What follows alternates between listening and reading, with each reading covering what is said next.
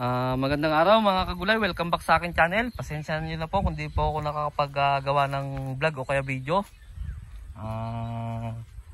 Alam ko po maninibago kayo dito sa sa lugar ko kung asan ako ngayon mga kagulay, kasi wala na nga ako dun sa mga kagulay.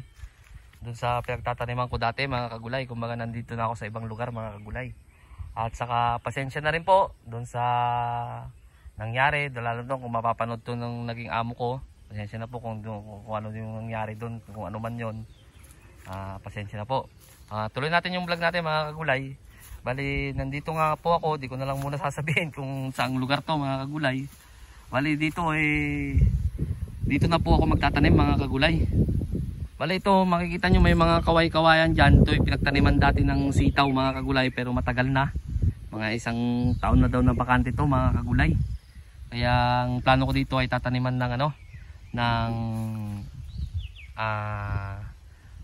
ampalaya mga kagulay. Kung nakikita nyo medyo tagilid siya yung area mga kagulay, kaya bagay na bagay dito yung ampalaya mga kagulay. Kasi ang ampalaya, alam nyo naman, kapag tag-ulan ayaw niya yung i-stakan ng tubig. Kaya ito bagay na bagay sa mga ampalaya mga kagulay. Ayan siya, yan, pinapalinis na natin mga kagulay. Ayan, kung makikita nyo ay tinatabasan na. Doon nagsimula yung tabas mga gulay, malaki-laki na rin yung area na tabasan mga gulay hanggang doon. Yan, ito yung area na to hanggang doon pa yan mga kagulay. Doon sa may puno na yun, mapapansin yung malaking doon, malapit doon mga kagulay. Tapos ito, yan mga kagulay, tatabasan din lahat yan mga kagulay. Tataniman natin ng ampalaya. Yun nga, baka kakasya dito ang ampalaya mga 1,000 mga kagulay, kaya 1,500. Depende yun sa naging natin, naging amo natin dito. Bale itong na to, panibagong amo natin mga kagulay. Yan mga kagulay, yan siya.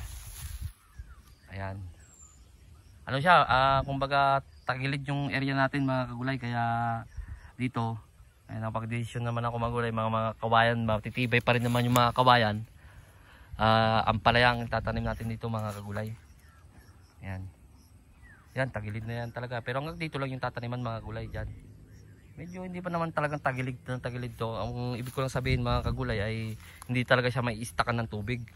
Kahit umulan pa ng malakas mga kagulay, hindi siya may istakan kasi medyo palusong siya. Doon, ang tatanim doon mga 5,000 din na talong doon sa baba. Doon sa flat, yung medyo flat yung area mga kagulay. Tatanim doon mga talong, kaliksto mga kagulay. Pero dito, inuna muna natin itong itong tataniman ng ampalaya. Dito nga, bagay, katulad yung sabi ko, panibagong amo natin to mga kagulay. Ay ito nga ang sinadjust ko, unahin muna tong ampalaya mga kagulay. Ayan siya. Kasi dito kahit saan naman ay magiging tag-ulan ay bibihira. Hindi naman bibihira, marami pa rin kaso lang kapag mga lamang lang tayo mga kagulay, kapag nagtanim dito tayo sa medyo hindi flat na area mga kagulay, hindi talaga mai-stack yung tubig. Yun lang yung lamang natin kaysa doon sa nagtatanim doon sa mga patag mga kagulay. So ayan, yan yung area mga kagulay. Ayan, hindi pa siya magandang tingnan mga kagulay kasi kumbaga sinimulan ko lang tong vlog na to dito mga kagulay para makita nyo rin yung paglaland prep ko talaga, yung paghahanda, yung pagtatanim sa mga nag-aabang. Alam ko naman na kapag ganito ang vlog ko mga kagulay, sampalaya ay unti nang nanonood. Pero abangan lang ninyo mga kagulay yung paglaland prep natin doon sa talong. Na ganoon din, nasa 5,000 din yung talong, taka doon sa kabila. Kasi ito nasa mga kagulay, kulang-kulang mga sabihin na natin 3.5 hectares naman to mga kagulay. Kaso lang ay hindi lahat matataniman mga kagulay kasi katulad yan dyan, tagilid na masyado dyan mga kagulay. Kaya may mga saging na dyan mga kagulay. Yan din natin matataniman. Kumbaga matataniman siguro dito na ay nasa lang mga ganun 2 hektarya mga kagulay. Yan siya.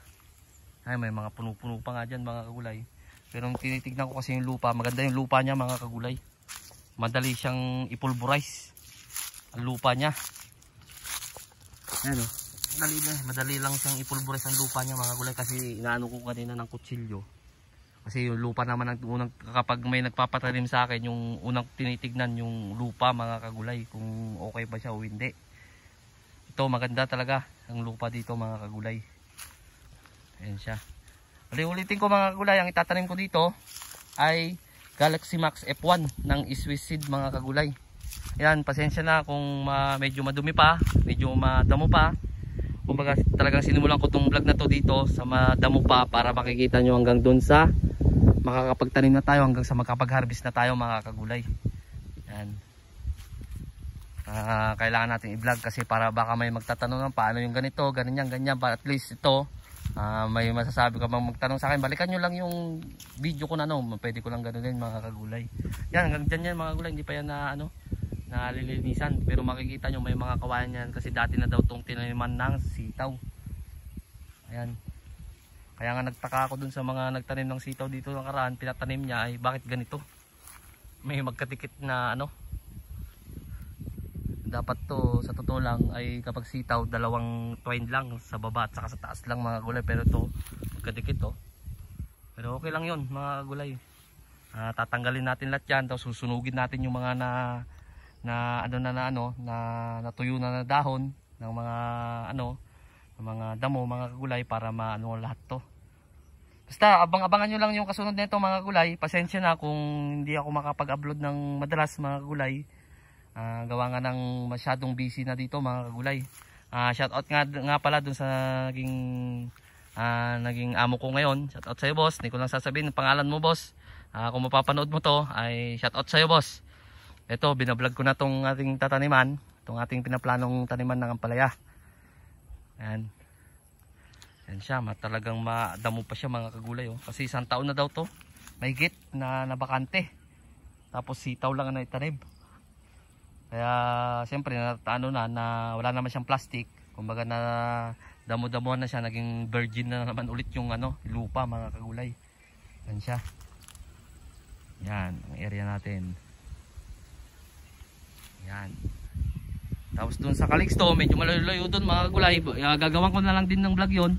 Kasi halos, kaya sinasabi ko na sa inyo mga kagulay, pasensya na kung di ako magiging araw-araw makakapag-update sa inyo kasi magiging busy talaga dito mga gulay. Kasi kumbaga pagpunta ko dito talagang bakbakan kasi halos ang plano namin dito ng naging amo ko dito mga gulay ay pagsasabay-sabayin to. Itong taniman to 5,000 doon, ito mga 1,500 siguro to, tapos makakapagtanim pa siguro doon ng mga pipino doon sa mga bandang doon mga gulay. Kaya medyo magiging busy tayo mga kagulay. Kaya pagpapasensya niyo na ako kapag pero pipilitin ko pa rin gawan ng ng vlog itong to mga kagulay para makita nyo rin. Saka kahit dito pa lang sa nagtatabas pa lang ay dito na ako nag-umpisa paano linisan para doon sa mga may ganitong area ay di nila para maisip kumbaga makuno na pwede palang taniman mga kagulay. So hanggang dito na lang ako siguro mga kagulay. Sa bago pa lang sa munting channel ko, huwag niyo kalimutang mag-subscribe at i-click na rin po yung notification bell para updated kayo lagi sa gagawin kong video, kung makakagawa man ako o hindi mga kagulay. Maraming salamat po sa legit na sumusuporta sa akin. God bless po sa ating lahat.